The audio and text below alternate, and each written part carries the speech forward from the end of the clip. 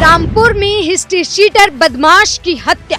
खूंखार history sheeter का अपनों ने किया खून। धारदार हथियार से शमशान में मौत के घाट उतारा। उत्तर प्रदेश से कानून व्यवस्था को लेकर रोज ऐसी खबरें सामने आ रही हैं जो उस पर सवाल खड़े कर रही हैं और लोगों को सोचने को मजबूर कर रही हैं कि आखिर लोगों के अंदर कानून का डर बचा भी है या नहीं। रामपुर से एक ऐसी ही खबर सामने आई है।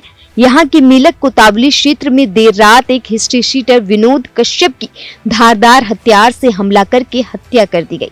रविवार रात करीब 1 बजे पहले हिस्ट्री शीटर पर लाठी डंडों से हमला किया गया। उसके बाद धारदार हथियार से उसकी हत्या कर दी गई और हत्या का आरोप लगा है मृतक विनोद के चाचा और भतीजे पर।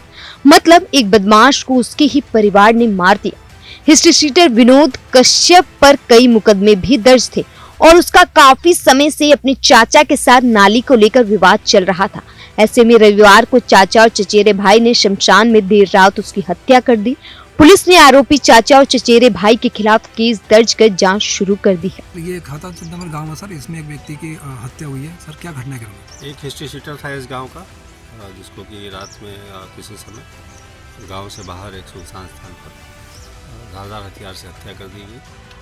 इसमें परिजनों द्वारा उसके सगे चाचा, उनके पुत्रों और चाचा के साले को आरोप लगाते हुए अभियोग पंजीकृत किया गया है।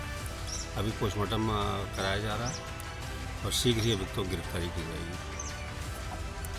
आपको बता दें कि रामपुर के मिलक क्षेत्र के खाता चिंतामन गांव में हिस्ट्री शीटर विनोद कश्यप रहता था और गांव के बाहर शमशान घाट के करीब बने 10वां संस्कार लिए बने कमरे में रहा करता था। इसी गांव में उसका चाचा आंगनलाल और चचेरे भाई काकुल और कपिल भी रहते हैं।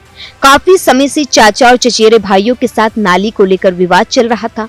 पिछले 2-3 दिनों से इसको लेकर विवाद बढ़ गया, जिसके बाद सगे चाचा और चचेरे भाइयों पर खून सवार हो गया और इन लोगों ने विनोद की धारदार हथियार से हत्या कर दी। पुलिस आरोपियों की तलाश में जुटी हुई है। अब देखना होगा कि कब तक सभी आरोपी पुलिस के हत्थे चढ़ते हैं।